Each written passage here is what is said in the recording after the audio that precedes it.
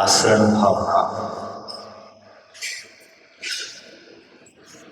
काल सिंह ने मृग चेतन को घेरा भगवन में, नहीं बचावने हारा कोई, यो समझो मन में।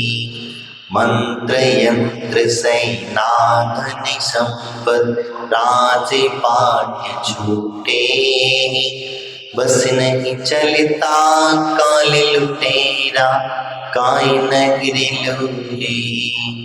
चक्र रत्न हलधर शाहाई काम नहीं आया, एक तीर के लगत कृष्ण की विनस गई काया। देव धर्म गुरु शरण जगत में और नहीं कोई, ब्रह्म से फिरे भटकता चेतन यूं ही उमर खोई। अशरणता को संसार में ये जीव किसी न किसी के शरण में जरूर जाता है, और जब शरण में जाता है तो जाने के पीछे रीजन एक होता है कि हम उसके सहारे चलना सीखते हैं। जब कहीं कोई संकट आता है, कोई पीड़ा होती है, तो छोटा बालक अपनी माँ की शरण में पहले चला जाता है, और जब रक्षा करने के भाव अपने पिता की शरण में चला जाता है। वह शरण सहायता है, किसी न किसी की शरण के बगैर वो कहता है कि मुझे सहारे के बगैर मैं चल ही नहीं सकता। उसे सहारा चाहिए, और सहारा किसका भी मिल जाए, अच्छा हो या बुरा, अच्छा होगा तो अच्छे मार्ग पर चला जाएगा, बुरे का सहारा मिल गया तो बुरे की मार्ग पर चला जाएगा। संरक्षण करते समय, भय से भयभीत होते समय ये विचार नहीं करता है कि मैं किसकी शरण में जा रहा हूँ, मैं किसकी शरण में जा रहा हूँ, और इसकी शरण में जाने से मुझे कितना लाभ होगा अथवा नहीं होगा, फायदा होगा या नहीं होगा। क्योंकि हम लोग तो चले जाते, अंधभक्ति है, अंधभक्ति से क्या होता है। शरण की जब बात कही जाती है कि ऐसे व्यक्ति की शरण में जाओ जहां से कुछ मिल सके। अब तुम लोग कभी कभी क्या होता है कि राजा को छोड़ के मंत्री संत्री सेनापति आदि की शरण में चले जाते हो, तो क्या तुम्हें वास्तविकता वो शरण दे पाएगा? क्योंकि वो खुद ही दूसरे की शरण में पड़ा है। मिथ्या देवी देवताओं की शरण में चले जाते हो, अब उनको खुद ही अपनी सुरक्षा नहीं कर पा रहे, वो तुम्हारी क्या सुरक्षा करेंगे? करेंगे क्या? हाँ, कर सकते हैं, तो फिर भी जाते क्यों हो? हम जाते भी हैं, तो यही कारण होता अशरण, यानी कि भावना हमसे कह रही है कि भैया तुम जिसकी शरण में जाने के भाव रख रहे हो, वह से कोई सहारा तुम्हें मिलने वाला नहीं है वहां पर। इसीलिए अशरण भावना भाव, किसी से उम्मीद न रखो कि मुझे फला जगह जाऊंगा तो मुझे शरण मिल जाएगी, मेरे काम बन ही जाएगा, मुझे कोई सहारा दे ही देगा। ये बात छोड़ देना, ये विचार कर लेना कि हमें कोई सहारा देने वाला छोड़ करके इसी काल से कहते हैं कि जब काल का सिंह जब डसता है तो वह मृग चेतन जो है घबराहट होने लग जाती है। घबराता कब है? जब काल सिंह, जब हिरण को घबराहट जब होती कब है? जब शेर की पकड़ में आ सकता है तो फिर वो छोड़ने वाला नहीं है। तो इसी प्रकार से हम भी किसी काल के चक्कर में आ जाएंगे। जिस दिन हमारा आयु कर्म समाप्त हो जाएगा उस दिन तुम्हें कोई बचाने वाला, फिर चाहे तो किसी की भी शरण में चले जाना, किसी की भी शरण में चले जाना तो वहां से तुम्हें कोई बचाने वाला नहीं है। इसी प्रकार से तुम्हारे यहाँ ये जो कुछ भी संसार में द्रव्य दिख रहा है ये नश्वर है, इसे शरण रहते हैं जिसके भी हम जाते हैं। अब हम सोचते हैं कि हमें गर्मी लग रही है तो हम किसी छत के नीचे ठंडक की जगह में चले जाएं तो वहां जाकर के हमको शांति मिल जाएगी। क्या आपको वास्तविकता शांति मिली? नहीं मिली, क्योंकि आप तो शांति पाने के लिए आप तो शरण में गए जरूर, ठंडक की शरण में गए, लेकिन ठंडक कब कहती है? गर्म में तुम जा ही नहीं सकते। अब तुमको जाना है गर्मी में, तो जो गर्मी में ठंडक में रहने वाला इंसान वो गर्मी में निकल पाएगा?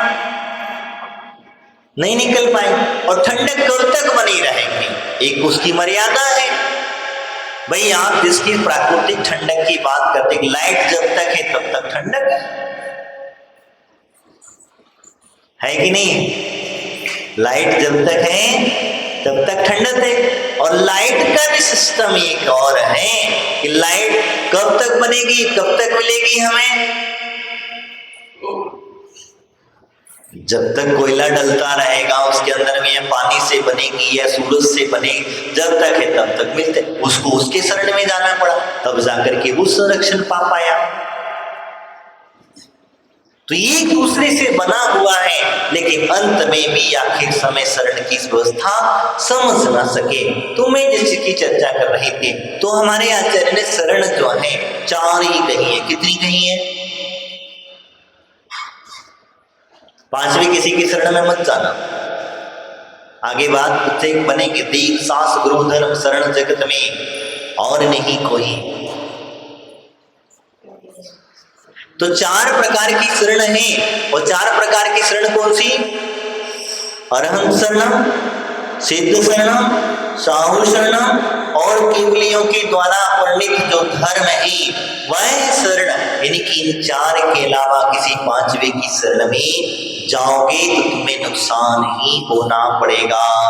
भटकते रहोगे, अपना ज्ञान नहीं कर पाओगे और संसार का परिचक्कर चलता रहेगा। इसीलिए हम लोग अभी शरण की व्यवस्था पूर्णता से शरण नहीं पहुंचे। हम बोलते जरूर है, पति की पूजा में आप पूजा करते, पूजा करने के पहले आप बोलते हो मैं अरहंत की शरण को प्राप्त होता हूं। कितने लोग अरहंत की शरण को प्राप्त हो? बताओ, ईमानदारी से कहना।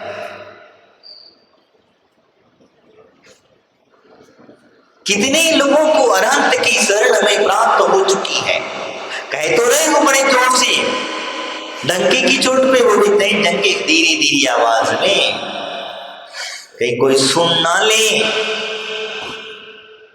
कि हाँ मैं अरहंत शरणम चला चुका हूं, अरहंत शरणम भविष्यामि, समझ लीजिए मैं अरहंत की शरण को प्राप्त होता हूं। बड़े शौक से कहते, लेकिन कहां प्राप्त हुए? तो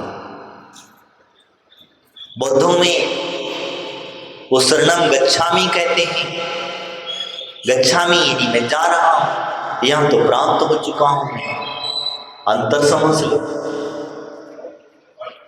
उनके यहाँ बुद्ध शरणम गच्छामि आदि आदि, धर्म शरणम गच्छामि आदि गाया जाता है। गच्छामि शब्द वही है, मैं जा रहा हूं, अभी पहुंचा नहीं। लेकिन जैन सिद्धांत यह कहते हैं तुम तो प्राप्त हो गए हो, और जो व्यक्ति प्राप्त हो जाता है तो फिर इधर उधर क्यों काय भटकने जा रहे हो भैया?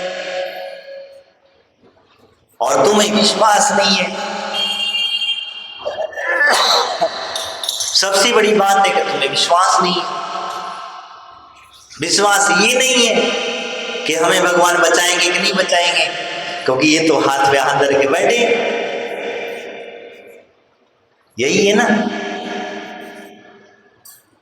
इसी वजह से तो चक्रवर्ती ने नमोकार मंत्र पर पैर रखा, पानी में लिखा, पैर रख दिया, उस बात को मान लिया, देवता की बात मान ली, इसी वजह से डूब गया। अगर उसे विश्वास था जब तक तो वो डूबा नहीं था। जब तक नमोकार मंत्र को जप रहा था कि मैं शाश्वत उस अरहंतों की शरण को प्राप्त कर चुका हूं, मैं जब तक उसे विश्वास था तब तक वो डूब नहीं पाया, और डुबा ना पाया, देव भी नहीं डुबा पाया। तो यही कारण होता है हम अभी तक अरहंतों की शरण को प्राप्त नहीं हो पाए। कह जरूर लेते हैं, कहने से काम नहीं चलेगा, अंदर से भावना होनी चाहिए। आप कुछ मत करना, रात में सोते समय काम कर लेना, मेरी बात मानते हो तो।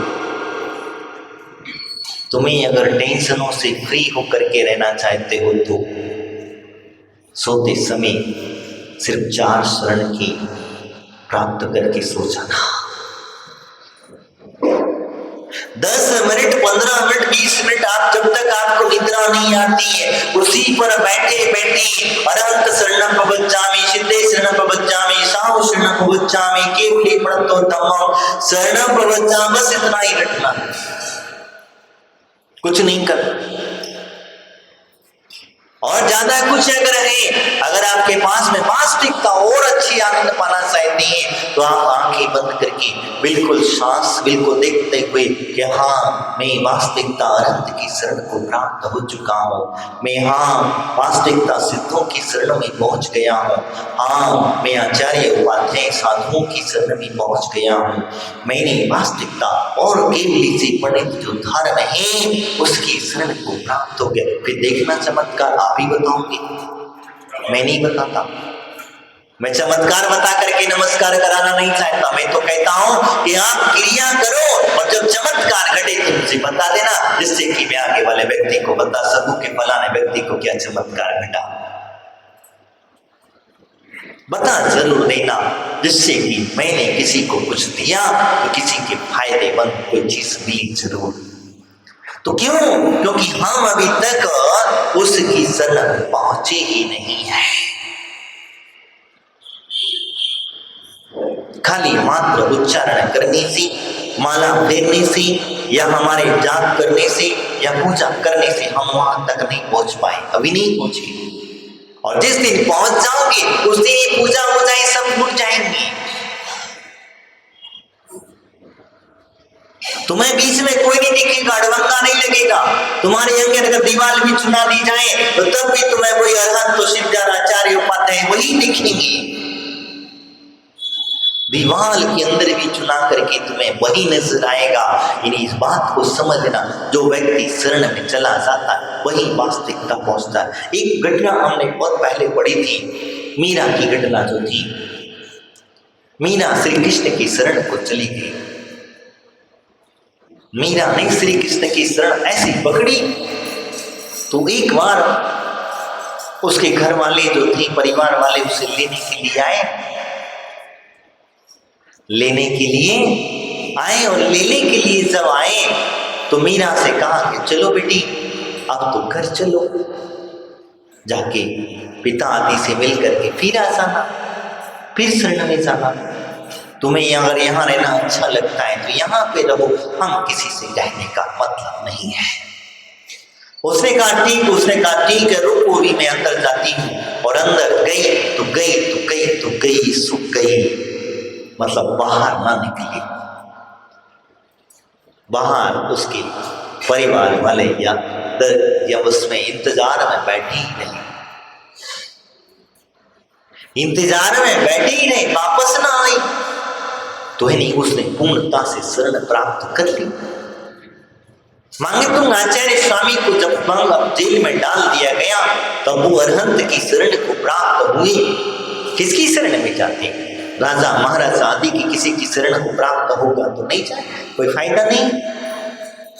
उन्होंने जब 4 शरणों को प्राप्त किया और 4 शरण को प्राप्त किया तो वही तो चमत्कार घटा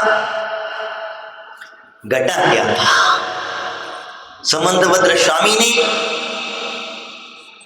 जब वो शरण प्राप्त हुई, अरहंत शरण आदि की 4 शरण को प्राप्त हुए, तब उन्होंने कहा था कि देखो मैं इसको नमस्कार नहीं कराऊं, मैं जिसकी शरण में बैठा हूं, मैं जिसे नमस्कार करता हूं, ये मेरा नमस्कार छीन नहीं पाएगा, इसी नमस्कार ना कराओ। क्योंकि मैं जिसकी शरण में रहता हूं, मैं जिसकी छत्र छाया में रहता हूं, उसकी छत्र छाया का अनुभव भी नहीं कर पाओगे। समझ भी नहीं पाओगे। उसकी छत्र छाया में रह करने वाला व्यक्ति को कभी भी दुख नहीं आता है, पीड़ा नहीं होती है। तो मैं जिसकी शरण में रहता हूँ उसकी शरण में प्राप्त होने के बाद क्या इसकी शरण में जाने के मेरे भाव होंगे? नहीं होंगे। यही कारण है तो जब उन्होंने नमस्कार करने के भाव नहीं रखे, बोले ठीक नहीं करना ही पड़ेगा, या तो फिर मृत्यु को, बोले ठीक है तो सहन कर, बांध लो इसको सांकलों से। क्या कहा? बड़ी बड़ी मोटी मोटी जंजीरों से इसको बांध दो, वरना ये सहन नहीं कर पाएगी। बाकी मैं कह दे रहा हूं, नहीं माना राजा ने कहा ठीक, उसने बांध दिया, सांकली भी टूट गई और वो भी टूट करके दो टुकड़े हो गए। और भगवान चंदा प्रभु के स्वामी निकल आए, क्योंकि मेरी शरण वो चंदा प्रभु के प्रति थी, मेरी वो शरण वो अरहंतों के प्रति थी, मेरी शरण और आचार्य उपाध्याय आदि के प्रति थी। मैं अरहंत के बताए हुए जो धर्म है मैं उसकी शरण में रहता हूं, तो मुझे किसी और की शरण में जाने की जरूरत है ही नहीं। तो यहाँ शरण की बात कर रहे हैं। वो कह रहे कि देव शास्त्र गुरु के शरण की जगत में और कोई नहीं है। क्या कहा? और किसी की चिंता ना करो और किसी की सोचो भी मत। तुम्हें अगर लगता हो कि बच्चे को लगता है कि मेरे पिता की शरण में, पिता को लगता है मेरे पिता की शरण में था, पिता को लगता है मैं किसी राजा महाराजा की शरण में रह करके मैं प्राप्त होता, नहीं भैया, अरहंत और सिद्ध की शरण से ही आपको सब कुछ मिलेगा। बीच में एक और कथानक मैंने बताया था। एक राजा का पुत्र, लोगों ने उसकी राजा के पास आकर के शिकायत कर दी, और शिकायत कर दी तो इसी शिकायत कर दी कि उसे कहा कि दिन भर कहाँ रहते हो, किसके पास रहते हो? तो उसने कहा मैं तो अपने मित्र आदियों के साथ में रहता हूं। बोले ऐसे कैसे रहते हो? नहीं, बोले गलत है। शरण की व्यवस्था समझने के लिए कहा कि बत तुम नहीं किसकी शरण में रहते? बोले मैं कहीं नहीं रहता, मैं तो यही हूँ जहाँ किसी प्रकार से। तो उसको समझा, बहुत कहा, लेकिन नहीं तुम जाओ, कल मिलेंगे, दरबार में आना, जिसके पास भी तुम रहते हो उसके पास से मेरे पास दरबार में आके मिलो। बेचारा पुत्र घबराया, पिता क्यों कुपित हुए, क्या शिकायत है? तो वो बेचारा घबरा करके गया धीरे धीरे, जिसके पास ज्यादा रहता था उससे जाकर के मिला। उसने कहा भैया माफ करना, क्षमा करना, मैं आपके साथ नहीं जा सकता क्योंकि आप तो राजपुत्र हैं, आपको तो दंड मिले ना मिले बच जाओ, हम लेकिन दंड में भागीदारी हो जाएंगे। तो हमारे तो बच्चे कच्चे हैं, माता पिता हैं, इनको कौन संभालेगा? इनको संभालने वाला हमारे बगैर कोई नहीं। एक और मित्र था, उसके पास गया, उसने भी हाथ जोड़ लिए, उसने भी कहा भैया, और तो बेचारा राजपुत्र था, मुश्किल से परेशान था। परेशान रहने के बाद में जिसके पास वो कभी कभार चला जाता था, वो मित्र संयोग बसात उसे मिल गया। उससे कहा बात क्या बात है? तो बोले कहा ऐसी सी बात है। तो बोले पकड़ो ये मेरी केतली, मेरी माँ के पास ले जा करके दूध दे देना, और मैं आपकी जगह पर राजमहल जाता हूं। तो वो कोई घटना हुई होगी या नहीं हुई होगी, क्या है क्या नहीं है वो नहीं, लेकिन वास्तविकता में जो व्यक्ति धर्म की शरण में कभी कभी जाता है वहां तुम्हें संरक्षण मिल जाता है। तुम कभी कभी चले आते और आते हो तो कभी कभी मिलते चलते पड़ते हाय हेलो करे चलते बने, एक दूसरे से जय जिनेंद्र किया ऐसे चलते बने। किसी के पास टाइम नहीं है उसके पास बैठ करके बैठने की बातें करने के लिए। आते हो, तुम कहते तुम्हारी पूजा करेंगे, वो कहता हम स्वाध्याय करेंगे, वो कहता हम तुम्हारा जाप करेंगे, तुम उनसे कभी बातें नहीं करते। और तुम कभी आते हो भगवान के पास, कभी बातें करते बैठे हो? तुम कहोगे क्या बात करते हो, अब इनसे क्या बात करें, तो पाषाण की प्रतिमा मौन है, इसमें से कहीं आवाज आती नहीं, कहीं आना इसको सुनाई दे। तुम्हारे अंदर विश्वास तो होना चाहिए, तुम्हें विश्वास तो होना चाहिए कि प्रतिमा बोलेगी तो बोलेगी, बोलती डेली बोलती है, बात करती है, आप करके देखो। सुनने का सामर्थ्य है, लेकिन उसको सुनने के लिए उसके शरण में जाना पड़ेगा, उसका होना पड़ेगा। तुम भयभीत होकर के भगवान की पूजा करते हो, तुम भयभीत होकर के किसी की शरण में जाते हो, भय निर्भय होकर के नहीं जाते हो, आप स्वतः चल करके नहीं जाते हो। क्यों आप आते हो भगवान के पास, बताओ क्यों आते हो? क्यों आते हो? अभिषेक करने के लिए। क्यों आते हो? पूजा करने के लिए। पवन जी, आप क्यों पूजा करते हो? हाँ, यानी कि पाप से डर लगता है आपको?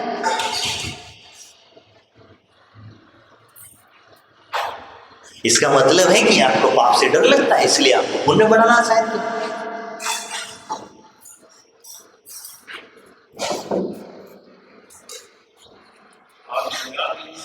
हाँ, कितने लोग आते हैं? आत्म कल्याण करने वाला तो टाइम टेबल नहीं देखता हो, आत्म कल्याण करने वाला तो व्यक्ति तो कभी जगह बदल नहीं देखता हो। भगवान की तरफ पूजा करना है तो ये विचार नहीं करे, वो स्वाध्याय करने वाला को उसमें डूबा, उसे समय का ही पता नहीं है। आत्म कल्याण करने वाला व्यक्ति तो वो होता है इसी अपनी आत्मा के अंदर में डूबा रहता है। कितने लोग आते नहीं आते, क्योंकि हमें उनसे बात करना ही नहीं आता है।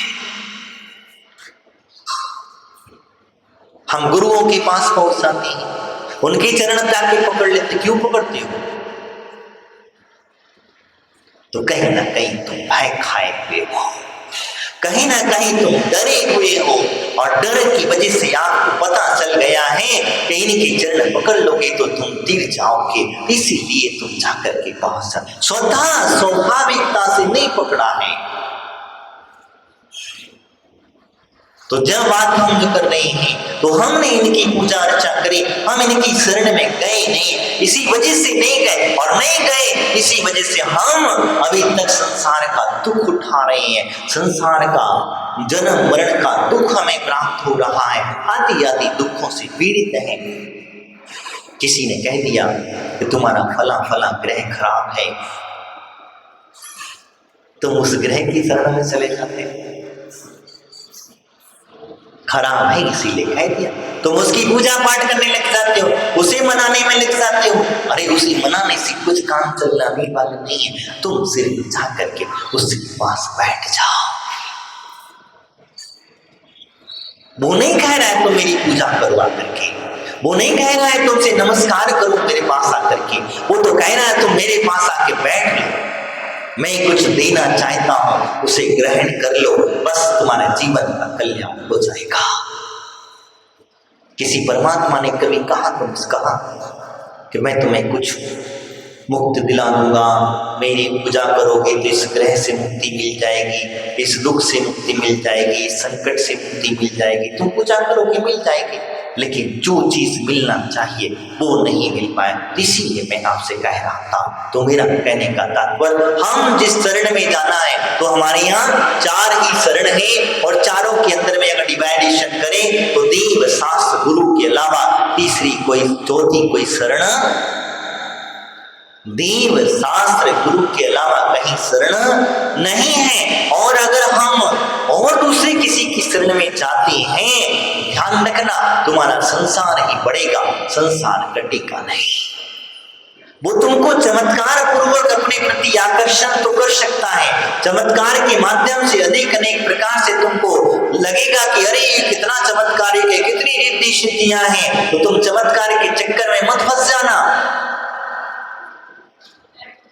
क्योंकि जहां चमत्कार होता है वहां धर्म नहीं होता।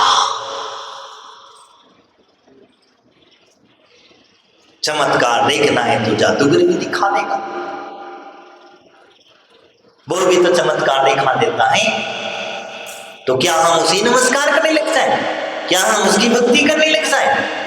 नहीं, यहाँ तो कहते हैं तुम्हारे स्वाभाविकता ही सच्चे देव शास्त्र गुरु की शरण में प्राप्त हो जाना, और वहां जाकर के बैठ जाना, बस तेरे संरक्षण में आकर के बैठ गया। मैं कोई पूजा इसलिए नहीं कर रहा हूँ कि तेरे गुण प्राप्त हो जाए, मैं नहीं आ गया हूँ तेरी शरण में। अब मुझे पता है, विश्वास है कि तेरी शरण में आने के बाद मैं संरक्षण में पक्का आ गया। अब मेरे ऊपर कोई भी संकट नहीं आ सकता, मेरे ऊपर कोई भी कर्म कुछ नहीं कर सकता, मेरा कोई भूत पिशाच दैत्य आदि देवी देवता भी भी कुछ भी नहीं बिगाड़ सकते हैं। अरे ये नक्षत्र, ग्रह नक्षत्र की तो बात ही क्या है। जो व्यक्ति ग्रंथ की शरण में चला जाए तो क्या उसे ग्रह नक्षत्र बाधा आदि कोई पीड़ा दे सकता है? बुद्ध पिशाच व्यंतर आदि आपको परेशान कर सकते हैं? नहीं कर सकते हैं। शरण की बात आई तो मुझे एक याद आया, भगवान वासुपूज्य स्वामी के एक गणधर हुए, नाम उनका देखो हमसे निकल रहा है हमारे। तो वो गणधर जो है ग्रस्त जीवन में जब थे तो उन्हें भगवान वासुपूज्य स्वामी के दर्शन करने के भाव हुए तो ऐसे ही भाव हुए कि भाई अब जाना है। तो बहुत लोगों ने उनको समझाया कि महाराज देखो आंधी तूफान आ रहा है, बरसात हो रही है, बड़ा बड़ा उपसर्ग हो रहा है, इस तरीके से सेना को कैसे चलाना और कैसे होगा, किस तरीके से होगा, अभी इसको यात्रा को कैंसिल कर दो। उसने कहा नहीं, मुझे तो जाना है, मैंने अब अपने आप को सौंप दिया है उनको, मेरा मन नहीं लगेगा जब तक मैं उनके दर्शन नहीं कर लूंगा, मैं जब तक उनकी देख नहीं लूंगा उनको अपनी आंखों से, तब तक मेरा मन बेचैन रहेगा, पीड़ित रहेगा। तो फिर क्या किया जाए? तो वो ना माने। देखते देखते क्या है, तो वो एक देवता जो था, देव जो था, वो उनकी परीक्षा ले रहा था कि ये कितना मजबूत है, पक्का मजबूत है या नहीं है, वो उनकी परीक्षा ले रहा था। उसने वो सारी उपद्रव करना प्रारंभ कर दिया था, सेना तो सारी वापस हो गई। उसने कहा कुछ भी हो जाए, आंधी आए, तूफान आए, बरसात आए, पत्थर गिरे, अग्नि गिरे, कुछ भी हो, मैं तो जाऊंगा, सो जाऊंगा।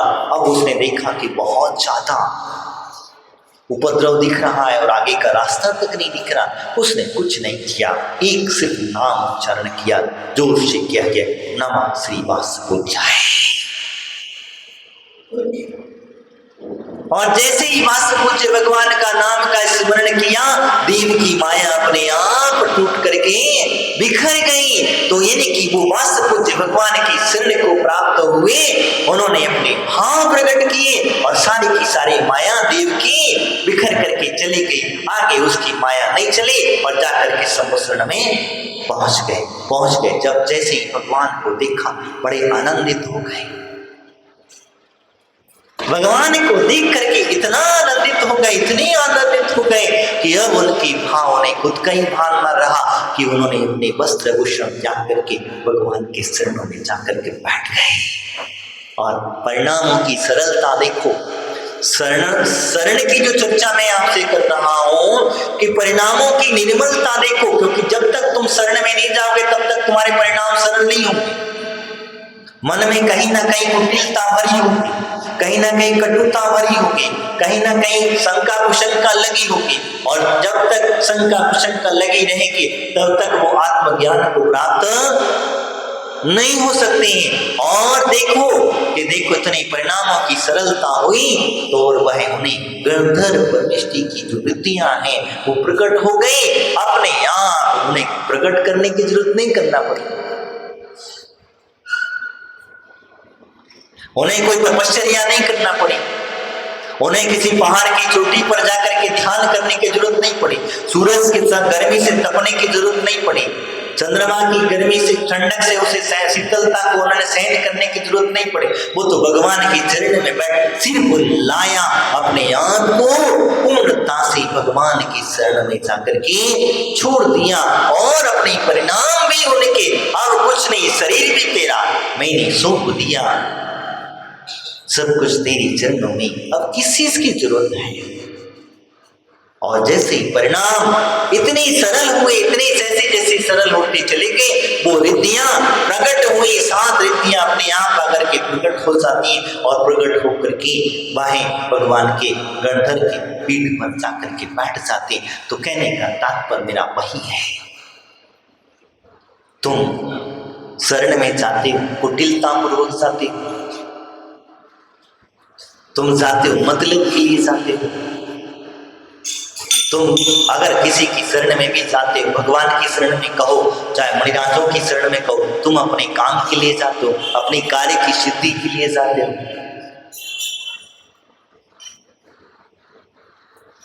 एक बार एक भक्त भगवान की शरण में चला गया, और चला गया तो वहां जाकर के उसने क्या किया, भगवान से कहा, देखो भगवान, मैं तुम्हारी रोज रोज आके पूजा करता हूँ, मैं तुम्हारा पक्का भगत हूँ, एक कंजूस 1% भी मैं कहीं दूसरी जगह नहीं जाता, 1% भी मैं कहीं दूसरी जगह नहीं जाता। ध्यान रखना उसके शब्द जो है, मैं कहीं नहीं जाता, मैं आपके अलावा आपको छोड़ करके मैं कहीं किसी के पास भी नहीं जाता। मेरा एक छोटा सा काम है। बोले क्या? तो मेरी एक दुकान है, वो दुकान बिकवा दो। अब मैं किसके पास जाऊं, किससे कहूं? तो तेरी शरण में हूं तो तेरे से ही कहूंगा, तेरी भक्ति करता हूं तो उससे कहूंगा। तो बस कहा मेरी दुकान बिकवा दो। वो दुकान बिक नहीं रही तो अच्छा, बोले ठीक है बेच दो। क्या करोगे? बोले इसके बदले में एक काम करेंगे, अपन आधा आधा कर लेंगे। मतलब दुकान में से जो धन निकलेगा उसमें से आधा आधा कर लेंगे। बोले अच्छा ठीक है। संयोग बसात उसके कर्म की निजरा हुई, पुण्य कर्म का तीव्र उदय हुआ, और योग संयोग कहते हैं कि वो दुकान बिक गई। अब बिक गई तो उस सामने वाले व्यक्ति की नीयत खराब हो गई। तो कहते मतलब ही इंसान इसको कहते हैं। अब उसकी दुकान बिक गई, दुकान बिकने के बाद उसने कहा था आधा आधा करेंगे, आधा आधा करेंगे। जो दुकान में से पैसा जो आएगा वो आधा तुम्हारा और आधा मेरा। इस बहाने बिक तो अब क्या हुआ, होता क्या है, जब ऐसी रजिस्ट्री कराने का उसके मन में आ गया लोभ, तब बताओ भगवान को ठगने चले हैं ये। अब बुद्धि लगाए कि कैसे भगवान ठगे जाए, कैसे तो भी इनको लगा तो चूना लगाया जाए। तो उसने कहा ठीक, बोले एक काम करता हूं। उसके पास में गया जिसने दुकान खरीदी थी, उससे कहा देख भैया, मेरी दुकान में दे जरूर रहा, बेच रहा, दुकान नहीं बेच रहा, मेरे इसके अंदर में जो बिल्ली रहती है उसको बेच रहा, इसकी कीमत तो सिर्फ 1 रुपया ही है। किसकी? दुकान की कीमत जो है वो 1 रुपया है, बाकी की कीमत तो बिल्ली की है। कितनी बुद्धि लगाया।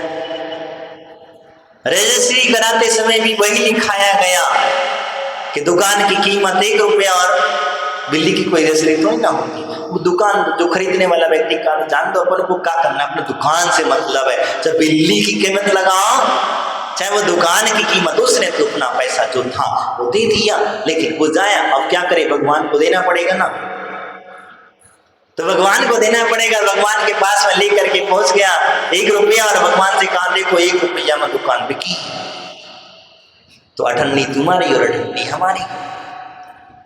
तो बताओ, तुमने भगवान को ही ठग लिया। तुम जिसकी शरण में गए थे, तुम उसके ही टांग पकड़ के नीचे खींच दिया। तो ऐसा मत करना। तो इसीलिए कहता हूं कि जब कभी भी किसी की शरण को प्राप्त हो जा, जब किसी के पास को आप बिल्कुल पहुंच जाओ, तो इसको समर्पित कर देना, अपने आप को सौंप देना। वो जैसा चाहता है वैसा करने लग जाना, तो जीवन का कल्याण कर लोगे। जब गुरु के पास जाते हो तो गुरु को सौंप देना। जब सौंप दिया है, कह दिया है कि अब हमने सौंप दिया आपको, तो फिर अब जो कहें वैसा, जैसा कहें वैसा करने लग जाना, जीवन का कल्याण हो जाएगा।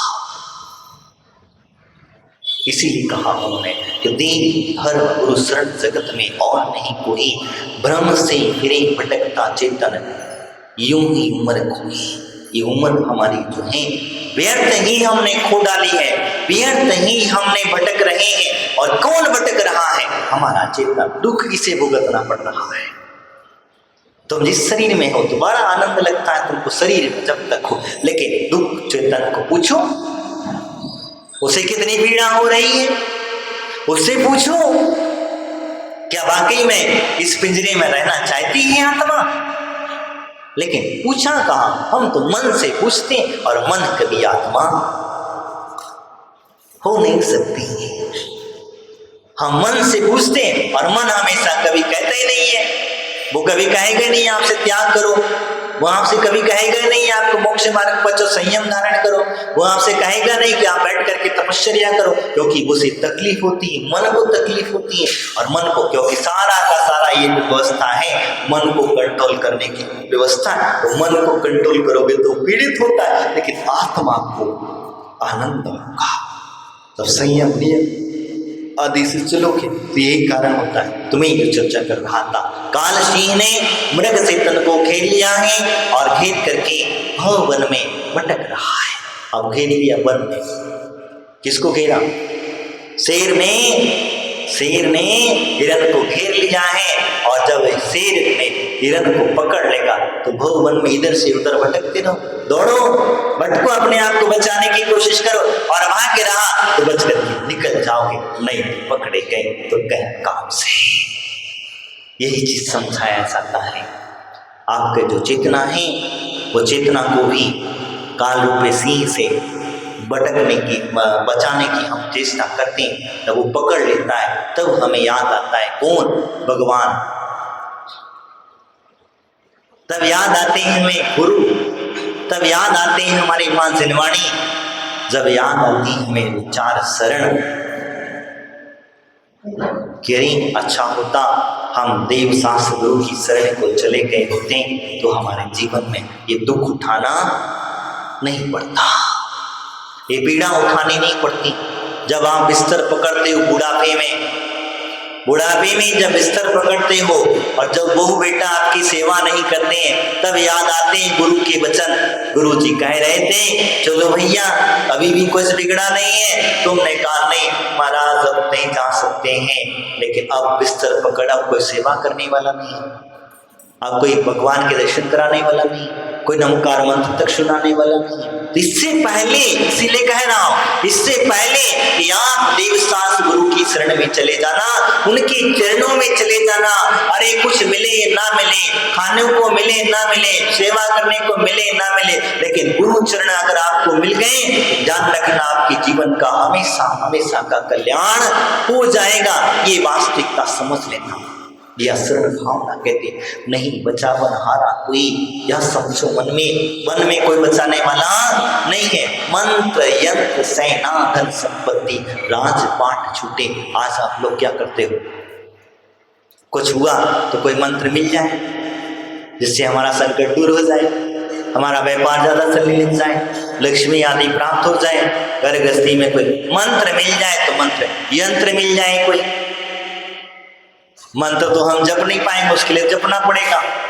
अब यंत्र तो क्या, यंत्र हम अपनी जेब में धर लेंगे, जहां जाएंगे वहां हमारा काम हो जाना चाहिए। यंत्र मिल जाए, यंत्र की चाहे यंत्र क्या बचा लेगा? आपकी मृत्यु अगर आने वाली हो तो यंत्र बचा लेगा? आपका व्यापार की हानि होने वाली हो तो क्या वो यंत्र बचा लेगा? क्या वो मंत्र बचा लेगा? नहीं। यह कहते सेना धन संपत्ति राजपाट छूटे, ये सब राजा आदि के पाठ है, सेना आदि है, ये छूटते समय कुछ नहीं बचा। लेकिन हाँ, देव शास्त्र गुरु की शरण में जो व्यक्ति चला जाएगा उसका सब कुछ बच जाएगा। ये बात निश्चित है। ये तो नहीं बचा पाएगा, लेकिन देव शास्त्र गुरु की शरण में जो गया उसे सब कुछ बच गया, क्योंकि वहां व्यवस्था ही कुछ ऐसी नहीं, बस नहीं चलता काल लुटेरा, काई नगरी लुटे, काल का बस नहीं चलता, नहीं तो तुम्हें कब उजेड़ करके चला जाता है। लुटेरा लूटा करता है, चक्र रत्न हल रसा भाई काम नहीं आया। जिसके पास में मैंने पिछले कल परसों चर्चा की थी कि चक्रवर्ती के चक्र रत्न भी काम नहीं आएंगे। चक्र रत्न तक संपदा जो है तुम्हारे पास में, वह चक्र रत्न जिसके सामने कोई टिक नहीं सकता है, वह भी काम ना आया। किसके? श्री कृष्ण के, नारायणों के, श्री कृष्ण के ही नहीं, नारायण प्रति नारायण जितने भी होते हैं, इनके चक्र रत्न इनके पास होने के बाद में भी इनके काम नहीं आ पाते हैं। एक तीर की लगत कृष्ण की विनस गई काया। श्री कृष्ण को एक तीर लगा और वो तीर लगते ही उनका शरीर मिट गया। तीर लगा, मैंने कल बताया था आपको, उनके भाई थे रजत कुमार जी जो हैं, उनके भाई के तीर लगा था और उसी से, क्योंकि वो तीर लगा कैसे, उनके पैर के अंगूठी में जो है वो पद्म राग मणि थी, वो मणि चमक रही थी, वो हिरण की आंख समझ करके उन्होंने तीर चलाया और इसी वजह से श्री कृष्ण के चक्र भी काम नहीं आया। हलदरसा भाई सब देखता ही देखता रह गया और श्री कृष्ण अपने शरीर को छोड़ करके चले गए। यही वास्तविकता कहती। तो इन्हीं अंत में उन्होंने जो कहा कि हमें शरण है, वो शरण देव शास्त्र गुरु के अलावा हमें जगत में नहीं कोई, इसीलिए ब्रह्म से फिरी भटकता चेतन, उम्र क्यों कोई, एक उम्र व्यर्थ ही तुम्हारी जा रही है, अभी भी कुछ बिगड़ा नहीं है, समझ जाओ, नहीं तो भटकते रहोगे। और अगर भटकना ही निश्चित कर लिया है तो फिर कोई कितना भी संबोधन कर दे, कितना भी कुछ भी कह ले, जिसको जो कार्य करना है सो करना है। इसीलिए मैंने नहीं कहा, अशरण भावना ये हमें संबोधन करती है। इस संसार की जगत की कोई भी चीजें, कोई भी घर, कोई भी बेटा, कोई भी बहू, पोता, पोती, बत्ते आदि जो भी हैं, ये सारे के सारे इनकी जिसकी भी शरण में तुम जाते हो, वो शरण दे जरूर देता है, आपके लिए सांत्वना दे तो देता है, लेकिन आपसे कहा जाए कि नहीं मैं आपके घर में, जैसे आपने कभी देखा होगा किसी के घर में किसी के ऊपर से, बच्चों के ऊपर से साया उठ जाए, बच्चों के ऊपर से माता पिता का साया उठ जाए और हम पड़ोसी हैं, तो हम जाके सांत्वना देते समय कहेंगे बेटा चिंता ना करो, हम हैं।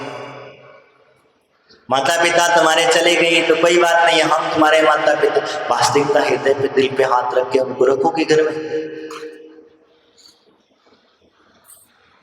क्या उनकी व्यवस्था कर पाओगे? उनकी संपदा है तब तक तो तुमने कह लिया, जैसे ही संपदा उनकी खत्म हुई, प्रॉपर्टीज द्रव्य खत्म हुआ, वहां तुम कब घर से बाहर निकाल दोगे पता भी नहीं चलेगा। यही कारण होता है।